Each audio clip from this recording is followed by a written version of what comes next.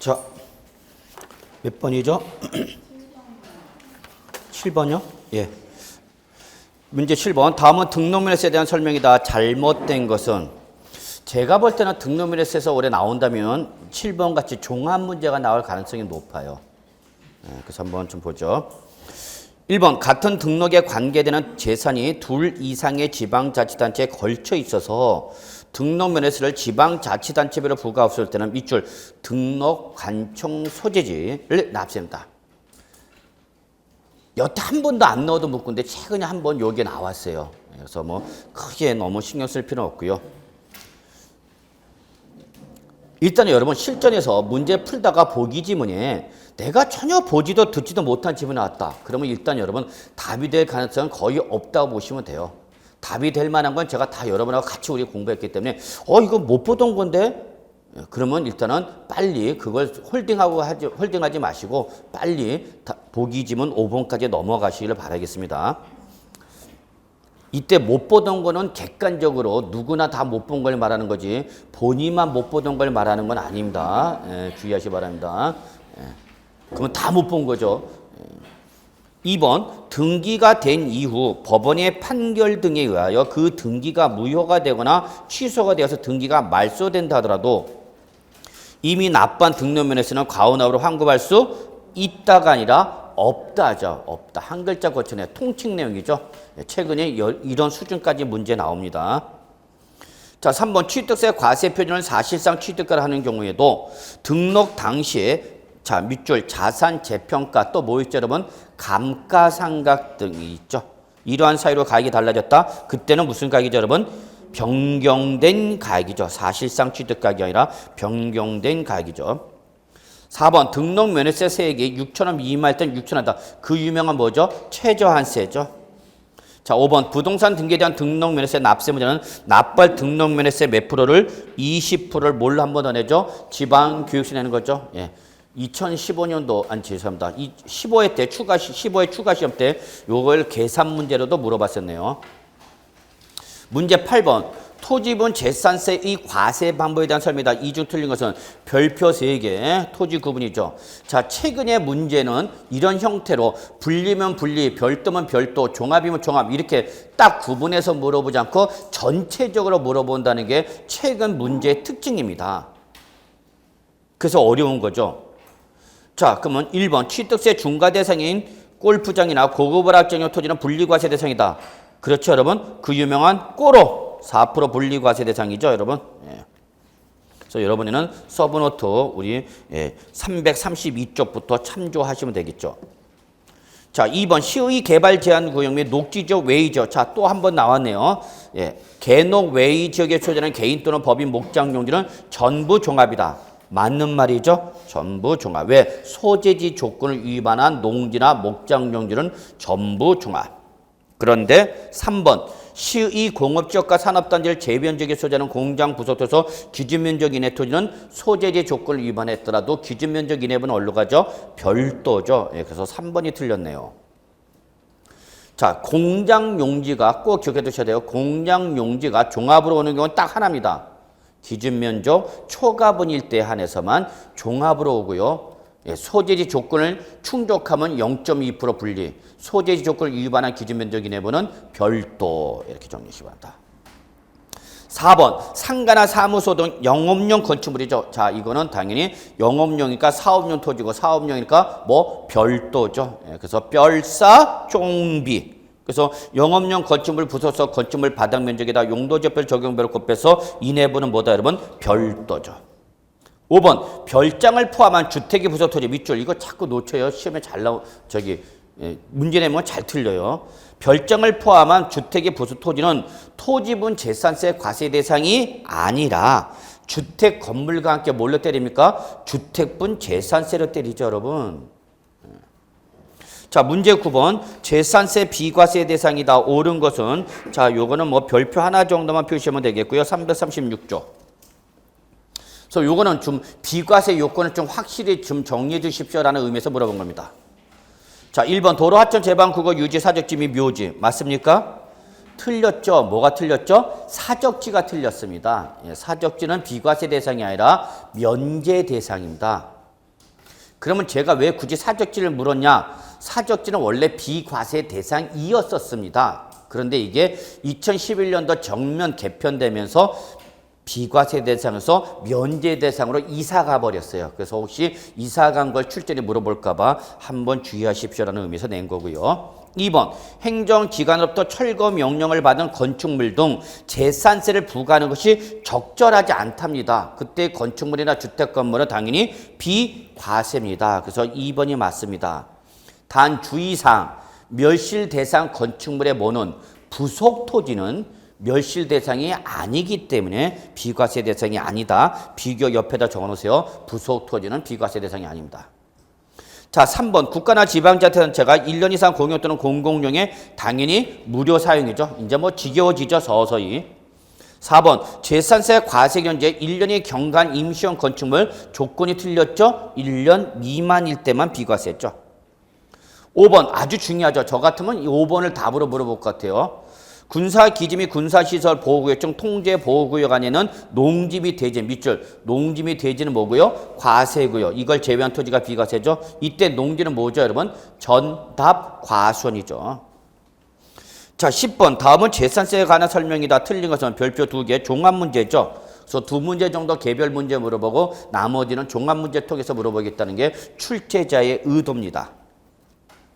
그러면 1번 토지는 공간 정보 이 구축 및 관리 등에 관한 법률에 의하여 지적공부 등록 대상이 되는 토지는 물론 그 밖에 사용되기는 사실상의 토지도 과세 대상이다. 맞는 말이죠. 모든 토지가 과세 대상입니다.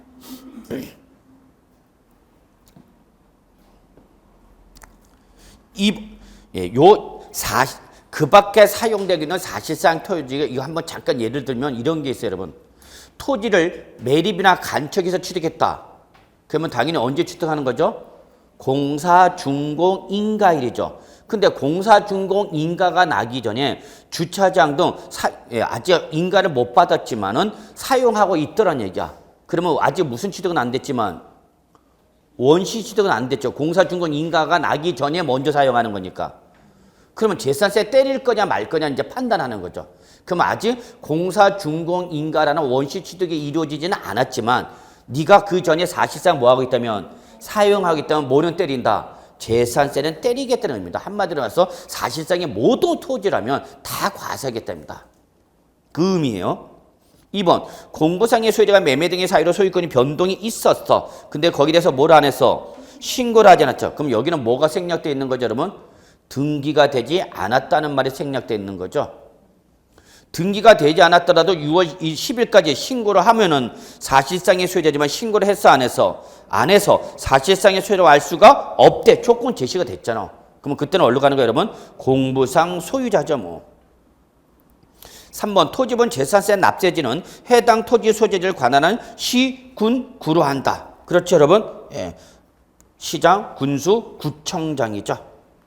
여기서 지방자치단체 구는 서울특별시와 인천 등 광역시 구를 말하는 거죠. 4번 대한민국 정부기관의 재산에 대하여 과세는 외국 정부. 아, 요거 뭐죠 여러분? 상호주의죠. 니네가 과세, 우리도 과세는 거죠. 니네가 한 발 쐈어, 우리도 한 발 쏘는 거죠. 근데 더 쓰죠. 그렇게 돼 있어요. 5번 국가나 지방자치단체 및 지방자치단체 조합이 공용 또는 공공에 사용한다. 그때는 사용의 유무상을 불문하고 재산세를 부과하지 않는다. 아니죠. 사용의 유상 무상을 묻죠. 반드시 물어서 유상일 때는 과세, 무상일 때만 비과세죠. 11번 다음은 종합부동산세에서 1세대 1주택자에 대한 설명이다. 옳지 않은 것은 별표 2개죠. 단독 문제로 나올 때가 됐을 텐데 1세대 1주택. 최근에 재밌는 신문이 나왔죠. 종부세 조사하다 보니까 개인 한 명이 2,700인가 2,400세대 주택을 갖고 있죠. 2,000개를 넘어가. 한 사람이 주택 갖고 있는 게. 직업은 선생님이죠. 취미는 주택 수집입니다.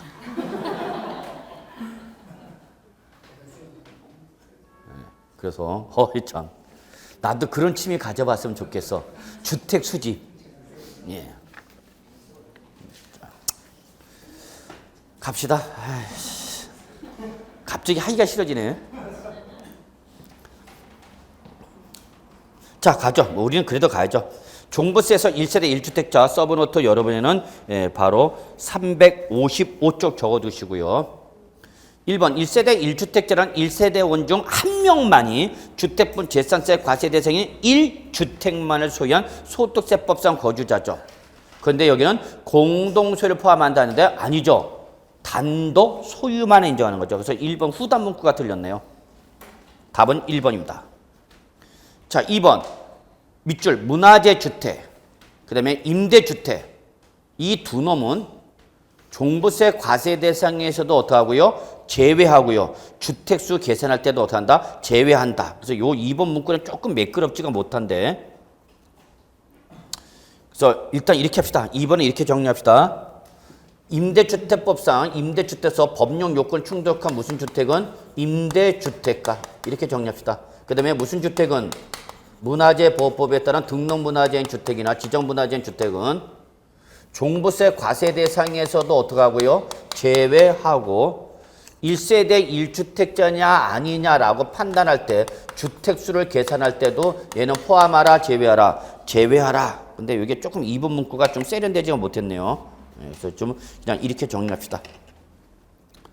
자, 3번 혼인함으로써 1세대를 구성하는 경우에는 혼인한 날부터 몇 년 동안은 5년 동안은 각각 1세대를 보는 거죠. 남자도 1세대, 여자도 1세대. 옆에다 적으세요. 노부모 동거봉양 똑같죠.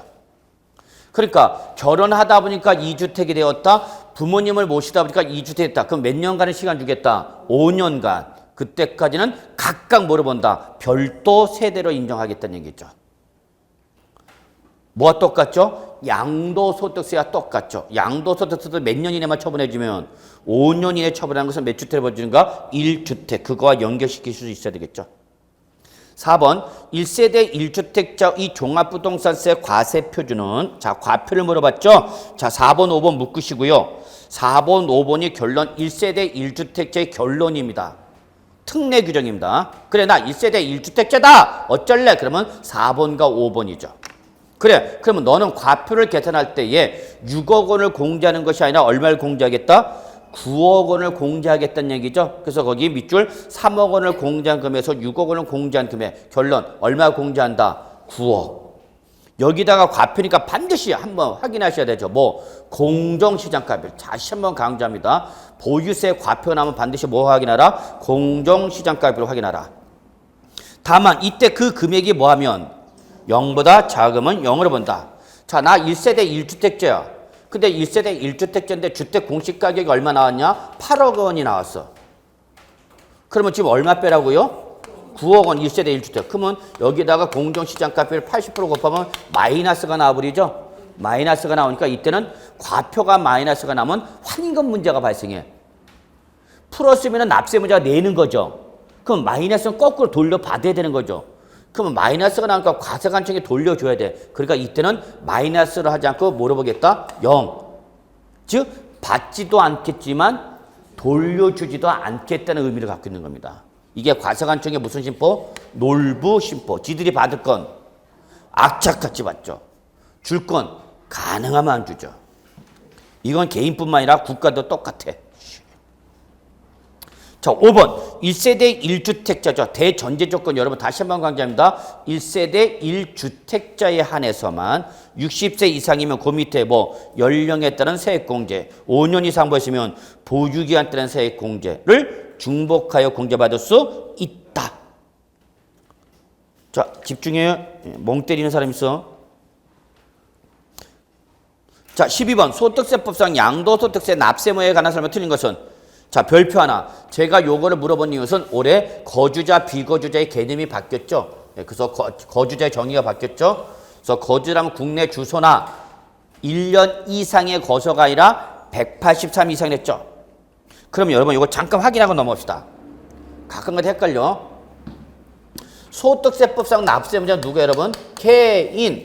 그러면 소득세법상 개인은 크게 뭐와 뭐로 구분하라? 거주자와 비거주자로 구분하는 거죠.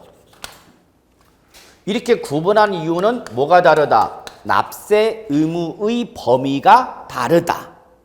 그래서 이게 어디서 발생한 거냐? 국내에서 발생한 거냐? 구 외에서 발생한 거냐에 따라서 납세 의무의 범위가 달라지는 거죠. 그러면 결론 낼게요. 어디서 발생한 거는 국내에서 발생한 것은 거주자 구분 이시 없이 무조건 과세입니다. 모두 과세입니다.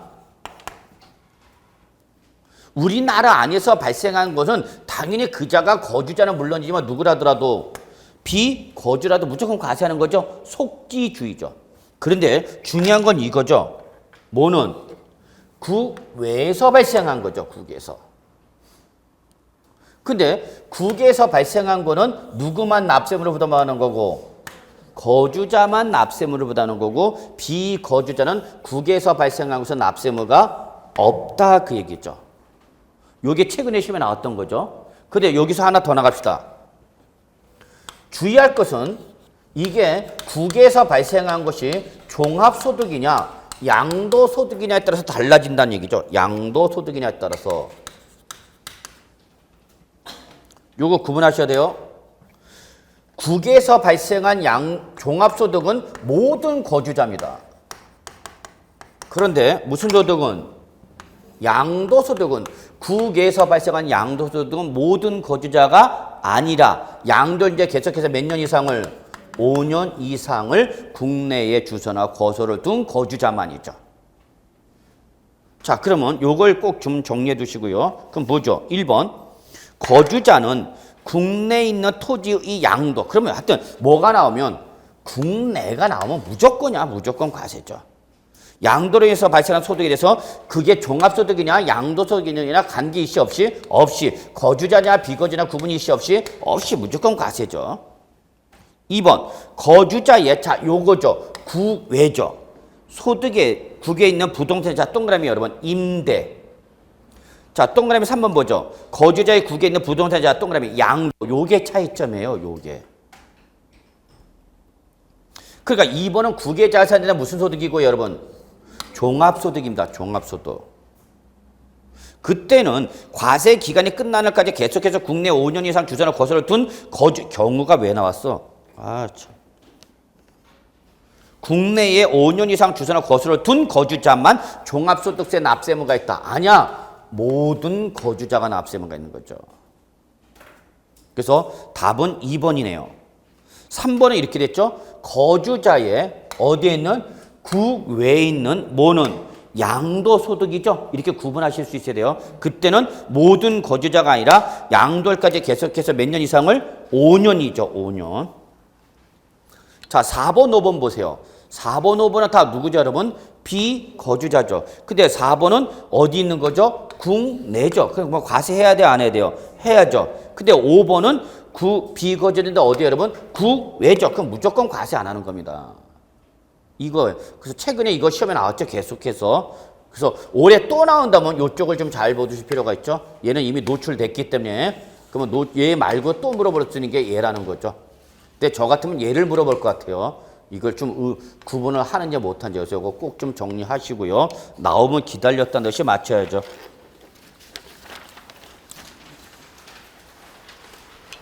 자 13번. 다음은 양도소득세가 과세되는 경우이다. 옳지 않은 것은 자 이것도 과세 대상과 양도의 개념 특히 양도의 개념을 물어본 거죠. 예, 그래서 서브노트는 363쪽을 위주로 해서 봐주시면 될 것 같네요. 자 틀린 거 물어봤죠. 1번 법원의 판결에서 위자를 지급하기로 하고 동위자로 지급에 가름하여 당사자 일방이 소유했던 부동산 소유권을 이전했다. 아이 뭐 대물 변제 양도죠. 양도의 개념은 어렵지 않죠. 2번 배우자나 직계 준비서간 부담부 증여 제가 엄청 강조하는 거죠. 그래서 해당 채무가 증여세 과세가의 계산상 공제되지 않았다. 여기서 포인트는 뭐죠 여러분? 부담부 증여인데 앞에 뭐라고 써져 있어요? 밑줄 배우자나 직계 준비서간이란 말이 나왔죠. 그러면 여러분 정상적 거래 비정상적 거래 비정상적이죠. 그래서 여러분 363쪽 맨 밑에 박스 정리해놨죠. 그러면 배우자나 직계 준비서간이 부담부 증여일 때는 어떻게 한다? 채무를 인수하지 않는 걸로 추정하는 거죠. 따라서 이때는 증여세 과세가에서 채무액을 공제하고 공제하지 않고 전액 뭘로 때려 여러분? 증여세로 때린 거죠. 따라서 양도소득세로 과세가 되는 것이 아니라 2번은 증여세로 과세가 됩니다. 따라서 2번이 답입니다. 3번 관련 법률에서 토지가 어떻게 됐대 여러분? 수용 또는 협의 매수됐대네 여러분. 당연히 강제적 양도지만 대가인 보상금이 존재하기 때문에 양도로 보는 거죠. 4번 토지를 매수하는데 금원을 출자했다가 동토지를 매각한 후 그 출자 이상을 환급받았답니다. 당연히 양도죠. 대판 적으시고요. 대법원 판례까지죠. 자, 그 다음에 5번 채무자가 채무의 변제를 담보하게 자산을 양도했다. 밑줄 무슨 담보? 양도 담보. 다만 밑줄 중요한 말 나왔네요. 뭐 채무 불이행으로 해당 자산 변제 충당했다. 당연히 양도로 봐야 되는 거죠. 자, 14번 양도소득세에서 1세대 1주택을 보는 요건에 관한 설명이다. 틀린 것은 되어 있네요. 자, 1번 여러분 서브노트는 우리 역시 366쪽이죠. 잘 정리해 두시고요. 1번 양도자 임대주택 부서 임대주택으로 등록한 장기 임대주택과 그 밖의 1주택을 국내에 소유하는 1세대가 몇 년 이상 거주했어야 돼 여러분? 밑줄 2년 이상 거주한 주택을 양도해야 되죠. 그러면 몇 주택을 본다? 1주택. 2번 혼인함으로 인해서 2주택이 됐죠? 혼인할 때 몇 년 이내? 5년 이내. 어떤 주택이죠? 먼저 양도했죠. 3번 상속받은 주택과 상속 후 취득한 일반 주택을 국내 각각 한 개 소유는 1세대가 상속받은 날부터 5년에 일반 주택을 양도했다. 자, 여러분 특정 주택과 일반 주택 하나씩 이주택이 상태에서는 반드시 뭐를 먼저 해야 된다 여러분? 항상 무슨 주택이 나오면 특정 주택과 뭐가 나오면 일반 주택이 나오면 우리 뭐부터 팔아라? 일반 주택을 팔아라는 얘기야. 근데 문제는 얘가 답입니다. 상속받은 주택과 상속 후 취득한 일반 주택. 일반 주택을 맞았는데 여러분 밑줄 상속 후 취득은 예외 규정을 인정하지 않습니다. 즉 상속 개시 당시 원래부터 갖고 있는 거에 한해서만 인정을 해주는 거고 상속을 할 때는 무주택이었다가 그 후에 일반 상속을 받은 다음에 일반 주택을 취득해서 2주택 될 때는 이때는 예외 규정을 적용하지 않습니다. 그래서 여러분 거기 상속 후 취득 이게 틀렸습니다. 이게 뭐로 바뀌어야 돼요? 상속 개시 당시 해야 됩니다. 그러니까 원래 자녀가 하나 있었어 없었어 주택을 갖고 있었어야 돼. 자식이 주택 하나 갖고 있는데 부모님이 돌아가시면서 그 주택 하나를 다른 주택 하나를 상속을 받아서 2주택이 되었다 그 얘기야. 그러면 이건 투기 목적이니까 아니니까? 아니니까 그건 인정해 주겠다는 얘기야. 그 다음에 또 하나가 틀렸어요. 밑줄 상속받은 날로부터 5년 이내 즉 상속일 때는 양도식에 대한 제한을 받지 않습니다. 그래서 그걸 한번 가지고 물어봤고요. 4번, 5번 좀 정리하시고요. 자, 15번. 양도소득세 양도가서 차감할 수, 없는 필요 경비를 물었습니다. 이것도 많은 분들이 틀렸어요. 잘 해놓고. 왜 틀렸을까요? 차감할 수 있는 걸 물어봤어요? 없는 걸 물어봤어요? 없는 거 물어봤어요. 근데 답변하신 분들이 차감할 수 있는 거로 답변하신 분들 꽤 나오더라고요.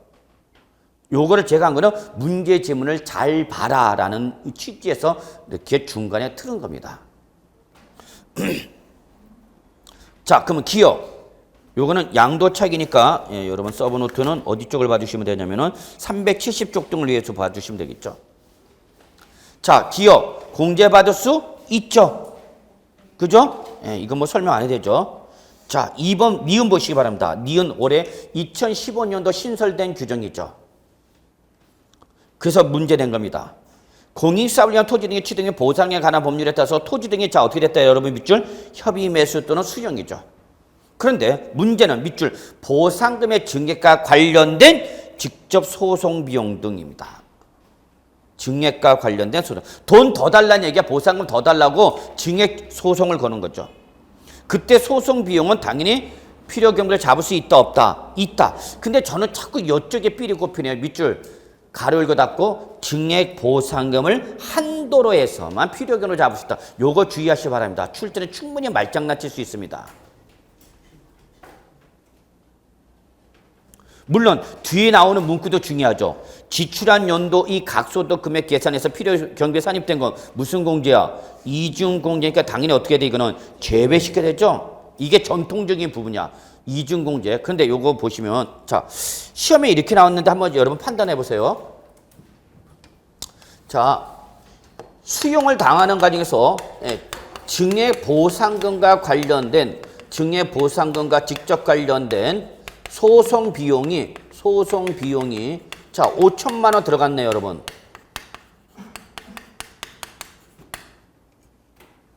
그러면 결론 냅시다. 얘는 필요경비를 잡을 수 있다, 없다? 있다라는 얘기야. 자본 조치를 인정해 주겠다는 얘기야. 그런데 단 그로 인해서 증액된 보상금은 증액돼서 승소 판결을 받은 거죠. 그래서 승소 판결을 받아서 보상금이 1억 원이 증액됐대. 그러면 이때 필요 경비를 잡을 수 있는 금액은 얼마예요? 5천만 원이라는 얘기죠. 요거 인정한대요. 뭐 범위 안에서? 증액된 보상금 한도 내에서 잡으란 얘기야. 자, 이해되셨죠? 그럼 요거 고칠게요. 증액된 보상금이 3천만 원만 증액됐대. 이럴 수도 있어요, 없어요?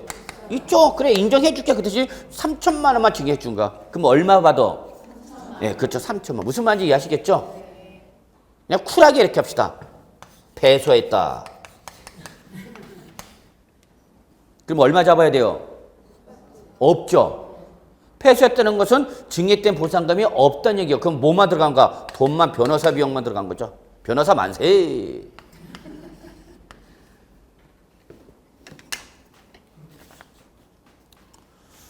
자, 그 얘기 여러분. 예, 요거 니온 좀 잘 정리하시고요. 디귿 나왔다. 예, 너 나왔다. 나왔죠, 여러분? 부당행위에서 한 시가총액 나쁜 놈.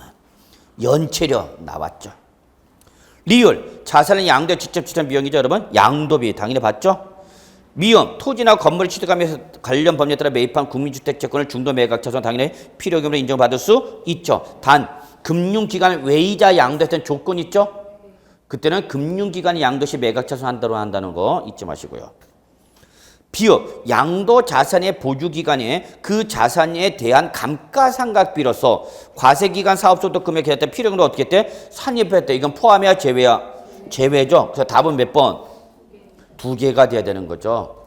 나는 맞는 걸로 또 해버리면 한장하는 거야. 잘 풀어놓고. 저보고 울지 마세요. 가끔 다 해설 강의하러 와갖고 저를 보면은 민계공 선생 몰고 울어야지 왜 나보고 울어?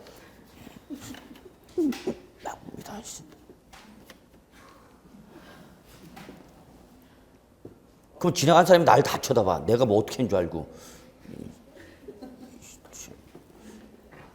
민계공 선생 붙잡고 오세요, 오려면. 양도소득세 하나 다음에 설명도 틀린 것은 별표 2개 종합 문제죠. 1번 명의신탁은 등기 이전의 원인이 매매 교환등으로 되어 있다 하더라도 양도를 보지 않는다. 맞습니까? 맞죠. 여러분 동그라미 어디다 동그라미 쳐야 될까요? 신탁이 중요한 거죠. 그러니까 주의하시기 바랍니다. 신탁법상 신탁이나 명의신탁 하여튼 신탁은 우리 양도를 본다 안 본다? 안 봅니다. 2번 꼭 정리해 두셔야 되는 규정 중에 하나죠. 도시개발법상 환지처분을 취득한 토지 취득시는 언제다? 환지 전 토지 취득이죠. 단 증한지나 감한지는 환지처분 공고일의 다음 날이죠. 3번 현재 가치 할인 차감을 취득 원가에 포함한 양도 자산의 보유한 전 현재 가치 할인 차감 상액을 강년도 사업소득 금액에 계산할 때 필요금으로 산입했대. 그럼 무슨 공제가 되네? 그렇죠. 그럼 이를 취득 원가에 포함한다? 아니죠. 취득 원가에서 공제한다인데 공제한다를 포함한다로 바꿨네요. 아이 더러운 놈 이렇게 하고 잡아낼 수 있어야 돼요.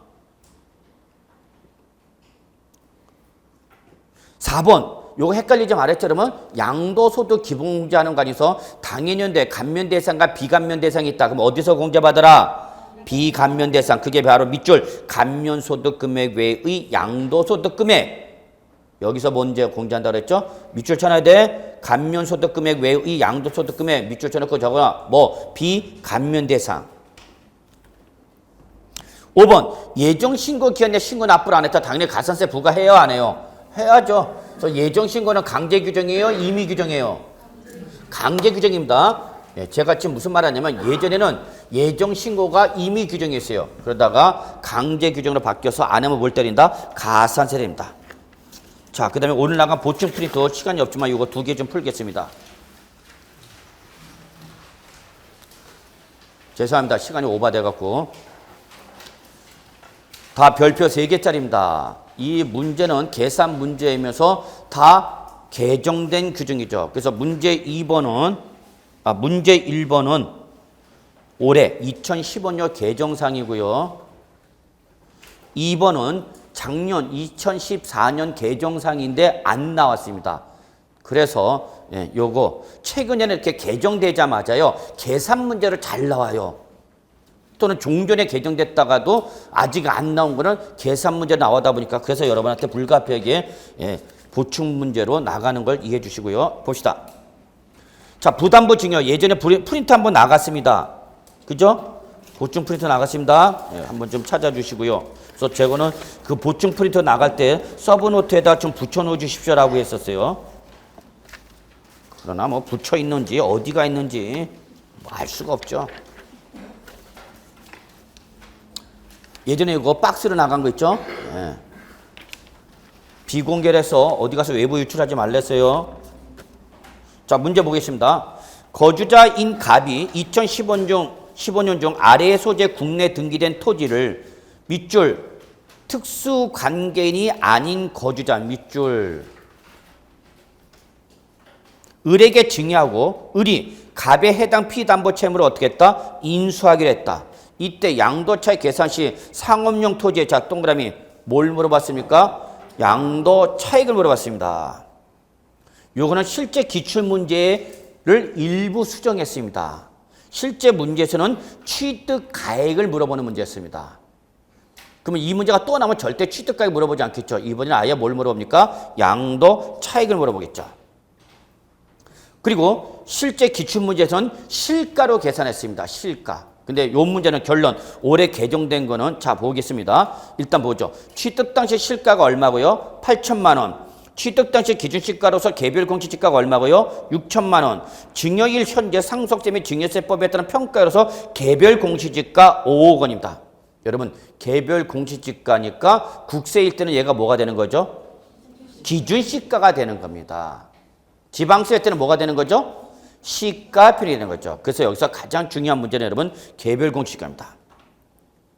그리고 사업용 토지에는 금융회사인 은행으로부터 차입금 1억 원이 설정되어 있답니다. 근데 채권 최고액은 얼마? 1억 2천만 원. 그러면 우리 채무액은 얼마란 얘기야? 1억 원이라는 얘기야? 1억 2천만 원이라는 얘기야? 1억 원이야 돈 빌린 금액은. 다만 은행에서 저당권을 설정할 때 1억 원에 20% 할증하는 얼마? 1억 2천만 원에서 근저당권 설정한 거예요, 여러분. 자, 그 다음에 마지막 양도가 이건 양도 당시 상속세 및 증여세법에 따른 자 밑줄 이게 결론입니다. 뭐를 평가했다? 기준시가로 계산했다. 요걸 갖고 판단하셔야 돼요, 여러분. 즉 부담부 증여가 나왔죠. 그러면 우리 부담부 증여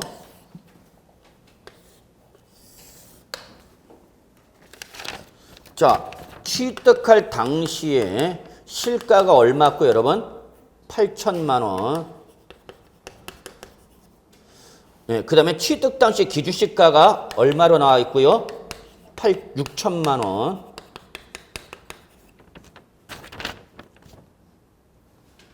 그래서 갑이 취득한 거죠? 그리고 갑이 을한테 뭐 하는 거예요, 여러분? 지금 증여하는 거죠? 그래서 갑이 증여자고 수증자 누구예요, 여러분? 을. 항상 여러분 갑을병정 나면 갑을병정에 뭐를 밝혀라? 정체를 밝히라고 그랬죠. 자, 이때에 증여 현재 상속세 및 증여세법상 평가한 가액 무슨 가세? 개별 공시지가를 평가에 따랐죠? 얼마? 5억. 그리고 이때에 채무액이 얼마에 따라서 여러분? 1억.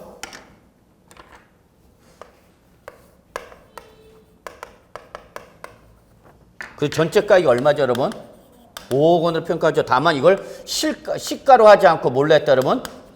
기준시가로 했다는 게 문제죠. 기준시가. 채무액이 얼마, 여러분? 1억.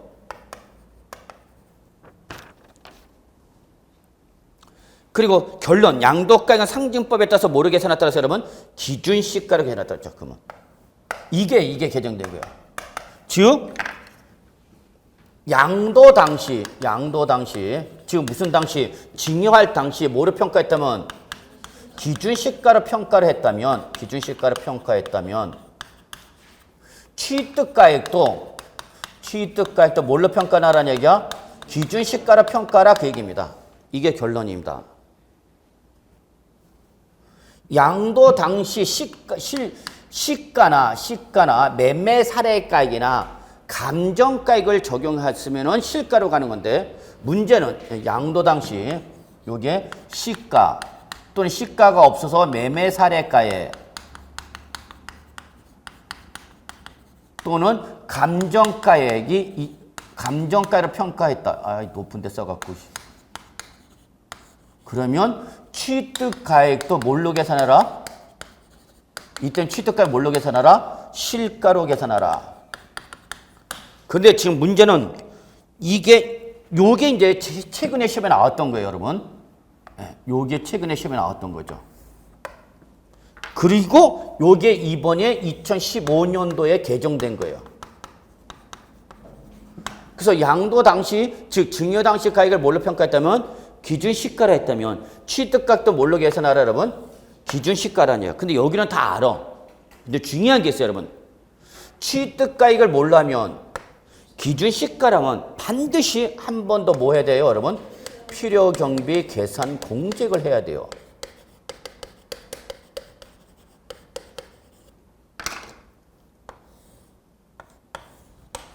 요거는 어디 371쪽 한번 보세요.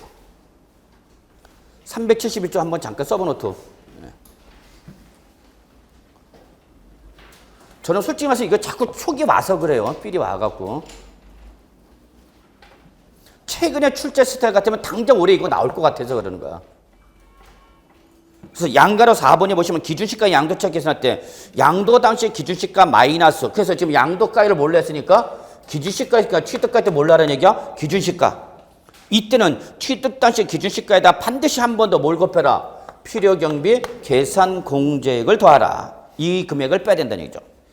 그럼 거기 필요경비 계산 공제액 밑줄 어떻게 됐어요, 여러분? 얘는 여기다 취득 당시 기준시가 더하는 거죠? 그럼 얘는 한마디로 말해서 뭐를 기준한가? 취득 당시 기준시가에다가 양도 물건에 따른 뭐예요, 여러분? 공제율이죠. 공제율이 어떻게 외웠어요? 37 짓고 하나 이렇게 외우셨죠? 저만 외웠죠? 37 짓고 하나. 나는 그렇게 무식하게 못하겠다. 그러면 3%만이라도 기억해 두세요. 그러면 여러분, 자, 결론. 부담부 증여가 나오면 일단 빨리 판단하자. 취득가액을 실가로 할 거냐, 뭘 할 거냐, 기준시가로 할 거냐. 그래서 양도 당시 거기 지문처럼 뭘로 평가했다고 나오면 기준시가로 평가했다라고 나오면 여러분도 무조건 취득가액 때 뭘로 평가하라? 기준시가. 기준시가를 평가하지 않고 뭘로 평가했다? 시가나 매매 사례가나 감정가를 했다. 그러면 취득가액도 뭘로 계산하라? 실가로 계산하라. 그 얘기입니다. 요게 포인트입니다. 결론. 이게 첫 번째. 그 다음에 두 번째. 무조건 여러분은 두 번째로 해야 할 일이 뭐냐? 유상 비율을 빨리 구해야 됩니다. 우리 부담부 증여의 가장 중요한 특징은 뭐죠, 여러분? 유상과 무상이죠. 지금 전체가 얼마? 5억 중에서 채무인수액이 얼마, 여러분? 1억.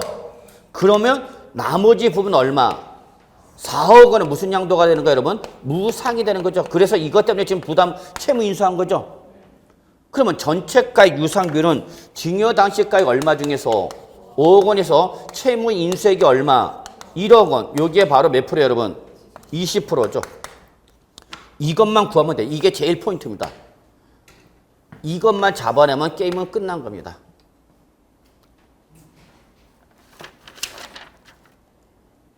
그러면 자, 물어보기를 뭘 물어봤으니까 양도 차익을 물어봤죠, 여러분. 그러면 양도 차익은 여러분이나 저나 다 알고 있죠. 뭐에서? 양도 가액에서 뭘 빼고요? 취득 가액을 빼야 되는 거죠. 그리고 기타 필요 경비가 있으면 빼야 되는 거죠. 그래서 뭐가 나오는 거예요, 여러분? 양도 차익이 나오는 거죠. 그러면 이거를 만약에 뭘로 계산한다면 실가로 계산한다. 그럴 때 무조건 부담부 증여는 양도가액이 무조건 뭐가 되는 거예요, 여러분? 채무 인수액이 되는 거죠. 그렇죠? 채무 인수액 이게 무슨 양도니까? 유상. 그래서 유상 양도가액 무조건 채무 인수액으로 잡으시기 바랍니다. 그게 편해요. 지금 얘 때문에 양도소득세 문제가 나오는가? 뭘로 하나? 기준시가로 하나 상관없이.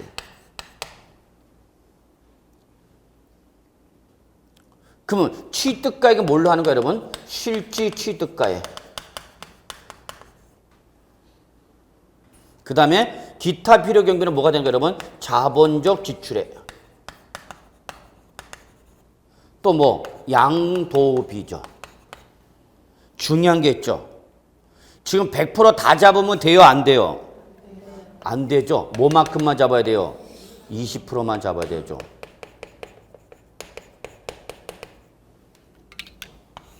이게 바로 실가에 의한 양도 차익이 되는 거죠.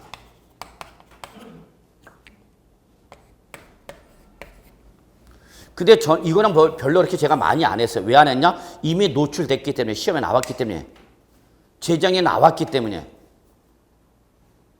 그러면 올해 얘는 안 나온다고 절대. 근데 올해 개정이 됐다고. 요 놈이 개정된 거죠? 그 올해는 자꾸 제가 여기다 포인트 받는 거죠. 그럼 하여튼 실가나 시가나 유상 양도가액은 뭐다 여러분? 채무 인수액이죠. 얼마 여러분? 예, 이거는 변함이 없죠. 뭘로 하나? 실가로 하나 시가로 하나 채무 인수액은 1억이니까 이걸 또 하는 거니까. 그 다음에 취득가액을 뭘로 하니까? 기준시가라니까 뭘 하라 여러분? 취득 당시 기준시가로 하라는 얘기죠. 그럼 지금 자료가 얼마예요 여러분? 취득 당시 기준시가. 취득 당시 기준시가 얼마 나왔어요? 6천만 원이죠. 실가가 아니라 얼마? 기준시가 6천만 원이죠. 그 다음에 자 취득 당시 기준시가를 했으니까 뭘 해야 되는 거야 이제? 필요 경비 계산 공제해야 돼. 이게 포인트 여러분. 그러니까 출제인의 입장에서는 문제 만들기가 좋은 게 기준시가로 취득가를 했을 때는 반드시 한 번 더 뭐를 필요 경비 계산 공제를 해야 된다는 거. 이걸 출제인이 물어보고 싶어 하는 거죠. 그럼 얘는 취득 당시 기준시가 얼마? 6천만 원이죠. 자, 뭐죠? 목적물이 증여 목적물이 토지라고 그랬죠? 토지니까 뭐죠? 부동산이죠. 그리고 뭐라 했냐면 등기된. 그 미등기가 아니란 얘기죠? 그럼 공제를 몇 프로 하라는 얘기예요, 여러분? 3%. 주의사항. 실수를 잘하는 게 여러분은 이걸 전액 인식하면 되고 안 되고 안 되고 몇 프로만? 유상 비율 몇 프로만? 20%만. 그러면 결론. 이게 바로 기준시가의 양도 차익이죠.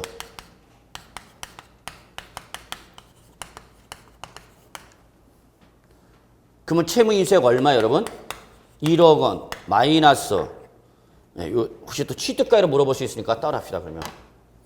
6천만 원에 대해서 6천만 원. 그럼 요거 6천만의 3%는 얼마죠 여러분? 3, 6, 18. 180만 원인가요? 18만 원이냐 180만 원이냐? 180만 원이죠. 그러면 총 얼마 필요 경비가? 6,180만 원이죠. 이거 여기서 20%하고 여기서 또 20% 하나 한꺼번에 합해서 20%나 똑같은 거 아니야? 그러니까 결론은 얼마 여기 총 합하면 6,180만 원이죠? 여기서 몇 프로만? 20%만이죠. 20%. 그럼 얼마 되나요? 2, 6, 12 얼마 되는가? 계산해 보세요.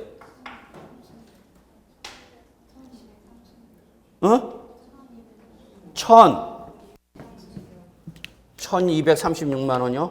네. 그러면 1236만 원을 어디서 빼야 돼? 양도가액 얼마에서 1억 원에서 빼면은 얼마 나오나요? 8,764만 원 나오나요? 예. 그래서 바로 답은 5번이 되겠습니다. 원시적으로 하면 이렇게 하면 되는 거 아니냐? 원시적으로 하면 6천만 원에다가 몇 프로만 유상비율 몇 프로? 20%. 그럼 얼마 되죠, 여러분? 1,200만 원이죠.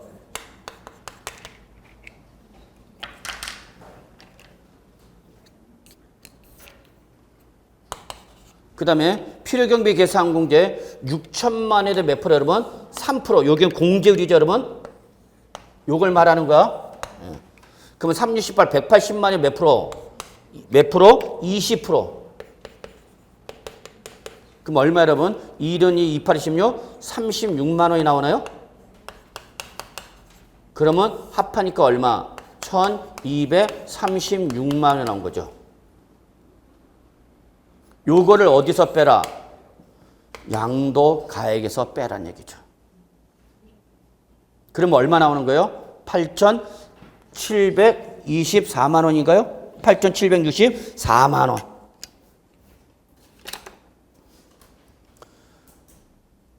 자, 하나 더 합시다. 증여세는 얼마 과세하는 거죠, 지금? 4억 원이죠. 저것을 밑에다 적으세요. 증여세 과세가가 얼마야? 4억. 그러면 총 과세가는 얼마예요, 여러분? 4억 8,764만 원이죠. 단순 증여면 5억. 그러니까 부담부 증여를 한 결과는 뭐예요, 여러분? 단순 증여보다는 항상 부담부 증여가 어떻다? 작다.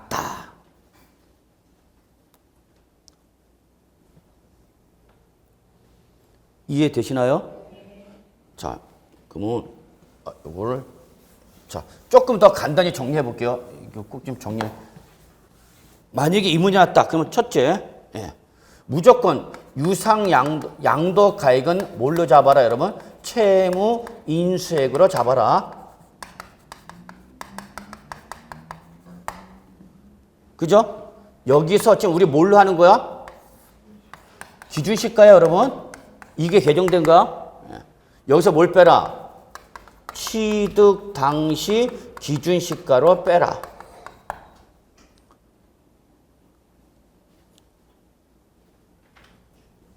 그리고 여기 유상비율을 먼저 구해야 되겠죠?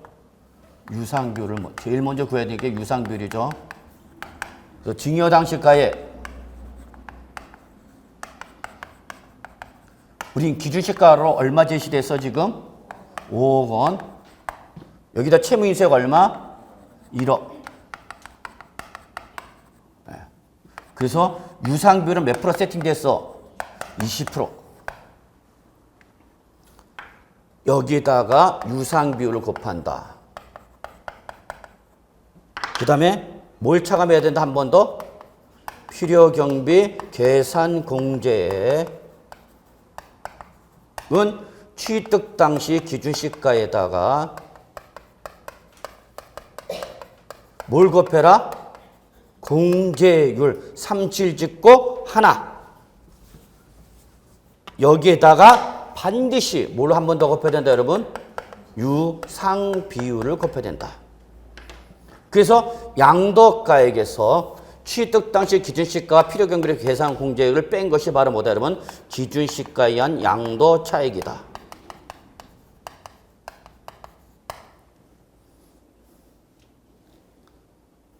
이거죠. 그래서 저 같으면은 얘 계산하고 얘를 계산한 다음에 합한 금액을 뭘 곱해야 되는가, 여러분? 유상비로 뭐 조금이라도 계산 과정이 단순해지죠. 그거 잡으시고요. 예, 이거 사진 찍어.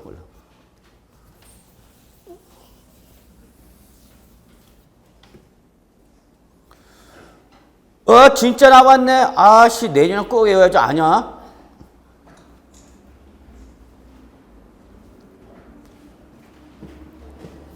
자, 상속세 및 증여 2번 갈게요.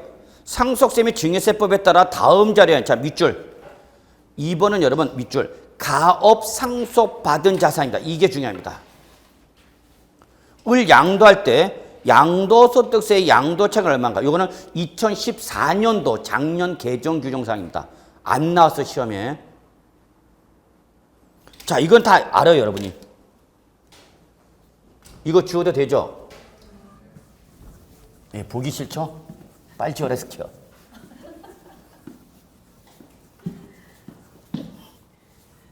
너는 열심히 적어라. 나는 안 한다. 그런 분도 계셔요.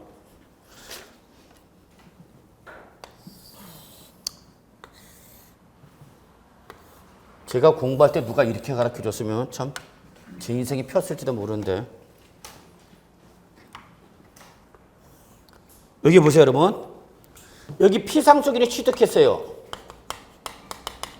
피상속인을 취득할 때 얼마짜리였는가 보세요. 일단 쓸 시간 드릴 테니까 얼마짜리였어요? 50억짜리였어요. 그러다가 피상속인이 돌아가신 거죠. 그래서 뭘 받았어요 여러분? 상속이 개시됐죠. 상속 개시 당시 가액이 여러분 글쎄 200억 원이 돼. 헷갈리면 안 돼. 200원이 아니라 200억 원이야.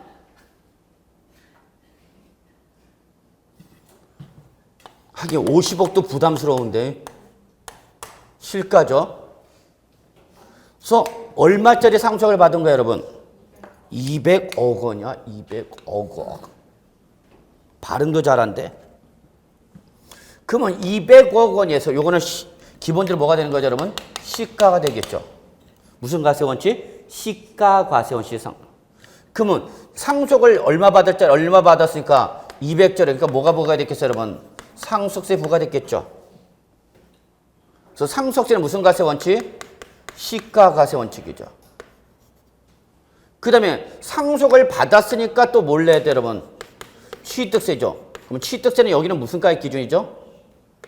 시가 표준액이죠. 그래서 과세가액이 똑같은 재산인데도 상속세 과세가액과 취득세 과세가액이 달라질 수도 있고 같을 수도 있어요 여러분. 자, 결론. 상속세는 무슨 과세예요 여러분? 시가과세. 취득세는 무슨 취득이니까? 무상 취득한 거죠. 그러니까 뭘로 가야 되는가? 시가 표준액으로 신고하면 되는 거죠.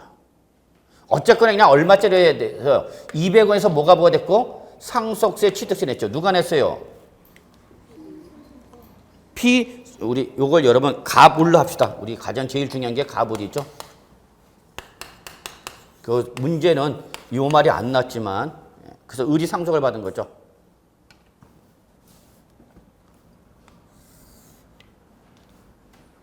그 다음에 을이 병한테 여러분 양도했어요. 팔아버렸어요. 매매했어요. 얼마에? 230억 원이에요. 실가죠. 양도소득세는 별도의 말이 없는 한 다 무슨 계산이다 여러분? 양도소득세는 별도의 말이 없는 한 무슨 계산이다? 실가 계산입니다. 그러면 여러분 이거 중요한데 좀 한번 봐주세요. 내가 지금 상속받은 자산을 양도했죠? 누구한테 팔았다고? 을이 갑한테 상속받아서 보유하다가 병한테 팔았다 그 얘기야? 그러면 상속받은 자산을 양도했을 때 양도시험에 대응되는 취득시는 언제 여러분? 언제 취득한 걸로 버렸어? 상속해서 이거 우리 열심히 외웠잖아. 상속은 상속해를 증인을 증여받은 날. 그럼 이날에 뭐 한 걸로 보라고요? 취득한 걸로 보라고요. 그러면 이날로부터 누가 취득해서? 을이 취득해서 양도할 때까지가 뭐가 되는 거예요 여러분? 보유기간. 우리 거의 사례에 따르면 무려 몇 년이야? 6년 나왔나요? 예. 피상속에는 몇 년 보였대요 여러분? 20년. 그러면 봐요. 일반적 상속일 때는 취득 시기는 언제로 하는 거고 여러분? 상속 개실. 진짜 이거 적어 놓으셔야 돼요. 나중에 여러분 실무 나가거나 합격해서 상담 받는데 어디 가서 이런 설명 못 듣습니다. 정말 꼭 적어 놓으시고요. 이따 카메라 찍어. 그래서 언제 취득한 걸로 봐라? 상속 개실. 그러면 이날에 취득한 걸로 보면 이날부터 이게 무슨 기간이 되는 거고? 보유 기간. 그리고 이 가액 얼마가? 200원이 뭐를 하는 거야, 여러분? 취득가액을 하라는 얘기죠. 그럼 양도차익이 얼마 되는 거야, 여러분? 30억이 양도차익이 되는 거죠. 이해되셨어요, 여러분? 여기까지? 예. 이게 일반적인 상속이야.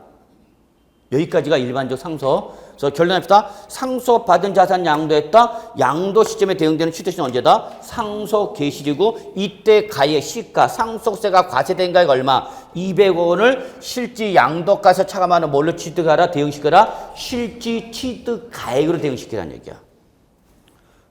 서브노트 잠깐 여러분 확인 좀 하겠습니다. 여러분 지금 빨리 안 끝내서 많은 분들 짜증내고 계신데 나도 빨리 끝내고 싶어. 371쪽 메인이 371쪽 메인이 무슨 취득? 무상 취득 그거죠. 371쪽 메인이 예. 두 번째 무상 취득했을 때 거기에 바로 뭐죠, 여러분? 상속과 증여 아까 적어놨죠, 우리. 상속 또는 증여받은 자산의 실질 취득가액 뭘로 잡으라? 취득 당시 시가로 잡으라 했잖아요, 여러분. 그러면 실질 양도가액 얼마고 230억에다가 실질 취득가액을 상속 개시 당시 시가 얼마? 200. 그래서 양도차가 얼마, 여러분? 30억이죠. 그래서 양도차익 30억 원에 대해서 뭐가 부과되는 거야, 여러분? 양도소득세가 부과되는 거야. 자, 그런데 여기서 이제 조금 합니다. 이 상속을 받을 때 여러분 얘가 상속세 및 증여세법에 따라서 가업상속 공제를 받은 자산이 돼. 이제 이 말이 나오는 거죠. 이제 지금부터야. 예시게 여태 해놓고 지금부터라면 지금까지 일반 상속이고 지금은 얘를 상속을 받을 때 무슨 공제를 받았다고 여러분? 가업상속 공제 받았단 말이야. 무슨 말이냐면 얘가 상속받은 재산이 우리 선대부터 계속 가업으로 해오던 사업이야. 장춘대 얘기했죠, 한번 제가. 장춘대가 뭐가 있다? 족발집. 근데 3대 집안 족발집이야. 훌륭한 가문이죠. 시할머니, 시어머니, 며느리가 무슨 뭔말 파는 거야? 돼지 족발 파는 거죠. 꽉 해갖고 그냥 이거 파는 거 아니야. 그죠? 조금 흉측하게 털도 좀 있지만 나 이런 건 못 먹겠더라 진짜. 심지어 뭐 닭발도 있죠. 좋아하는 사람들 많아요. 이런 거 좀 흉측한 거 못 먹어요. 생긴 거와 달리. 자, 그래서 결론. 뭘 받았다면? 그러면 얘는 상속세를 여러분 가업상속을 받으면요. 200억까지 과세를 안 해요. 또 250억 또는 결론 최대 300억 원까지는 과세 안 합니다. 그러니까 여러분 부모님한테 가서 아버님 우리 300억까지는 가업상속 공제 안 합니다. 가업상속 공제 받습니다. 상속받을 일 있습니까? 물어보시면 아버님이 나가라고 그러겠죠. 자, 네가 차라리 부모를 바꿔라. 자, 그래서 여러분 결론 이렇게 합시다. 상속세 및 증여세법에 따라서 뭘 받았다면 가업상속 공제 혜택을 받았다 안 받았다? 받았다는 얘기예요. 그러면 이놈을 이거를 취득가액을 하면은 양도차익이 얼마 나와? 30억. 그러면 이때는 상속세도 과세 안 하고 양도차익도 줄어드는 거죠. 만약에 갑이 상속을 하지 않고 직접 양도했다면 갑이 안 돌아가셨어. 나 다시 왔다? 나 다시 왔다? 다시 왔대. 억울해서 못 가겠대. 그래서 내가 이거 팔고 가겠대. 그래서 갑이 얼마짜리를 50억짜리 얼마 팔고 하시는 거예요? 230억에 팔고 하시는 거죠. 여러분 여기서 우리 하나 좀 생각해 봅시다. 시간이 없지만. 자, 이렇게 장기 보유 자산일 때는 그냥 상속을 받고 양도하는 게 낫겠다. 상속을 받기 전에 양도한 다음에 그 양도한 대금을 가지고 상속받는 게 좋겠다. 여러분이 컨설팅 해줘야죠. 예? 근데 지금 증여는 얘기하지 마시고요. 상속만 하니까. 내가 이거를 상속을 그냥 받은 다음에 양도를 할 건지 그냥 상속 전에 처분한 다음에 그걸 가지고 현금으로 해서 상속을 줄 건지. 예, 일단 생각하면 현금이 좋겠죠. 근데 여기는 상속세 및 증여세법에 여러분의 큰 함정이 있습니다. 자, 보세요. 만약에 팔고 갑시다. 가시기 전에 팔고 가는 거야. 아, 나 내일 가겠다. 그럼 오늘 파는 거야. 본인은 알아. 그래서 오늘 팔아버렸어. 그러면 양도 얼마 했어? 200. 얼마 주고? 그러면 양도채가 얼마나요? 150억 원이죠. 그럼 현금 얼마 들었어요? 150억 들었죠? 근데 문제는 150억 중에서 뭘 내야 돼요? 양도소득세 내야지, 양도세. 그럼 제가 볼 때는 몇십억이 나가요.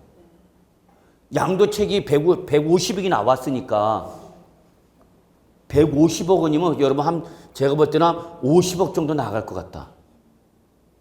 그럼 얼마 남아? 100억 원이죠. 100억 원을 현금을 상속 주는 거죠.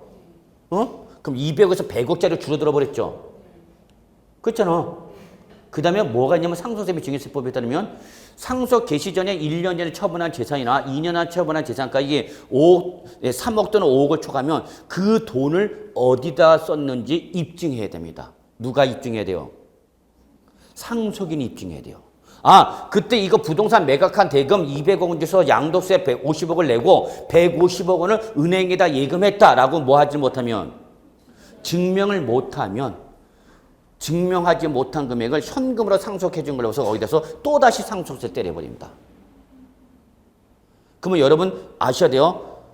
돌아가셨다. 근데 1년 전이나 2년 전에 처분한 부동산 가격이 있다. 은행에서 대출받으겠다. 그럼 그 돈 어디에 썼는지 입증해야 된다고. 그래서 부모님 들어줘. 아버지 그때 우리 200억짜리 부동산 팔았잖아 아버지. 응. 그 돈 어디 갔어요? 황마담한테 50억. 진마담한테 30억. 그거 다 증명해야 돼. 증명 못하면 뭘 때려? 상속세. 그러면 결론 여러분 알아두세요. 차라리 장기 보유한 자산일수록 뭘로 하는 게 낫다? 상속받는 게 유리합니다. 상속받는 게 유리합니다. 자, 그래서 결국은 이 사람은 내가 양도를 하지 않고 중간에 뭘 받았어? 상속을 받았죠. 실제 양도는 취득가격이 얼마죠, 여러분? 갑이 돌아가시기 전에 병한테 팔으면 취득가격이 얼마 되고 50억, 양도책이 얼마 나오는가? 180억이 나오죠? 그럼 팔고 가지 말고 뭐 해주란 얘기야? 상속해 주란 얘기야. 그럼 뭐는 얘기했지만 상속세를 내는데 얘는 뭘 받았어? 가업상속 공제받네. 그러면 상속세 냈어 안 냈어? 안 냈고 취득가액이 50억에서 얼마로 올라가 버렸어? 200억으로 올라가 버렸죠? 그럼 얘는 뭐도 안 내고 상속세도 안 내고 양도소득세도 줄어들어 버리는 거죠? 이해되세요? 그러면 얘는 이중적 혜택을 받으니까 너 뭘 받았으면 가업상속 공제를 받았으면 이 취득가액을 가업상속을 받을 때는 결론 가업상속 공제를 받으면 상속 개실로 하지 말고 피상속인의 당초 취득 이놈을 기준으로 하라는 얘기입니다. 그럼 결론 가업상속 공제를 받으면 실제 취득가액을 상속 개시 당시 시가로 하지 말고 피상속인의 당초 취득을 기준하고 이날로부터 뭘 따지고 보유기간 그럼 얼마 되는 거고 26년이 된 대신 이놈을 뭘로 하라는 얘기야? 실제 취득가액으로 하라는 얘기야. 그럼 양도채가 얼마로 하라는 얘기? 아니 취득가액이 얼마로 하라는 얘기야? 50억. 그럼 양도채가 얼마 나오는가? 180억. 그럼 양도소득세가 커져서 줄어들었어? 커졌죠. 그러니까 결론은 가업상속 공제를 받은 자산을 양도할 때는 양도소득세를 더 물리겠다 그 얘기입니다. 그래서 결론 냅시다. 가업상속 공제를 적용받은 자산할 때는 상속 개시일 기준이 아니라 피상속인의 취득일을 기준해서 보유기간 따지고 이날의 가액을 뭘로 잡아라? 실제 취득가를 잡으라는 얘기. 여기까지 되셨죠? 어렵지 않죠? 자, 근데 만문제 합시다. 거기 문제 보세요. 박스에 보시면은 당구장 가업상속 재산가액 얼마 중에서 밑줄 가업상속 재산가액 얼마 중에서 200억 중에서 실제 가업상속 공제를 받은 금액이 얼마죠 여러분? 120억 원이야. 그러면 요걸 바로 뭐라냐면 가업상속 재산 가업상속 공제 적용률. 그래서 가업상속 공제 적용률은 상속 개시 당시 재산가액에서 이렇게 합시다. 이게 이렇게 죄송합니다. 가업상속 재산가액에서 가업상속 공제 금액 오늘 제가 완전 시간 잘못했네, 배정을. 그러면 가업, 거기 잘해보세요. 가업 상속 재산가가 얼마? 가업 상속 재산가 얼마? 200억. 그중에서 상속 공제받은 금액이 얼마? 120억. 그러면 몇 프로의 공제율은? 예, 60%죠. 즉 가업 상속 공제받은 비율은 몇 프로라는 얘기야? 60%라는 얘기야. 100%가 아니라 몇 프로라는 얘기야? 60%. 100% 다 받았으면 전액이 취득가액이 50억이 되는 건데 지금 문제는 몇 프로만? 60%만. 그러면 여기다가 실제 적용된 비율은 몇 프로만? 60%만. 이해하셨나요? 50억에 몇 프로만? 60%만. 그럼 얼마 여러분? 30억 원이죠. 그러면 상속 재산 중에서 60%인만 30억을 취득가액을 하는 얘기야. 그러면 아직 몇 프로 남아있어? 40%는 뭐를 기준하라는 얘기야? 얘를 기준하라는 얘기죠. 그래서 요거의 몇 프로? 40%. 그럼 얼마 여러분? 80억 원이죠. 그럼 결론 실질 취득가액은 상속 공제를 받은 놈은 요 놈을 기준하는 거고 상속 공제를 받지 못한 비율 몇 프로? 40%는 뭐를 기준하는가? 시가 기준입니다. 그래서 결론 가업 상속 공제를 받았으면 피상순의 취득가액에다 뭘 곱해서 가업 상속 공제를 곱한 금액을 취득가를 하고 남은 게 있다면 공제받지 못한 거, 공제받지 못한 거죠. 공제받지 못한 거는 뭐를 기준하라? 취득당, 이제 상속 기준제 시가를 기준합니다. 그래서 결론은 취득가액은 얼마로 했냐? 취득 당시 가액 얼마? 50억에서 몇 프로만? 60%만 요 놈을 가지고 하는 거고 나머지 40%는 뭐를 기준하라는 얘기야? 당초 상속 개시 얼마? 200억 원. 그러면 5, 6, 30, 30억 플러스 얼마? 80억. 이게 바로 얼마죠? 110억이죠? 이게 바로 뭐가 되는 거예요, 여러분? 취득가액. 적으세요. 그러니까 출제은이 뭘 물어볼 수도 있고요. 출제은이 뭘 물어볼 수도 있고요. 취득가액이 얼마냐? 이렇게 물어볼 수도 있어요. 그리고 뭘 물어볼 수도 있어요. 양도 차익이 얼마냐? 이렇게 물어볼 수 있는 거죠. 그럼 우리 시험은 문제는 뭘 물어봤어요? 양도 차익 물어봤죠? 그럼 양도가 얼마? 230억 원에서 취득가가 얼마? 110억 원을 뺀 거니까 양도 차익은 얼마? 120억 원이 되는 겁니다.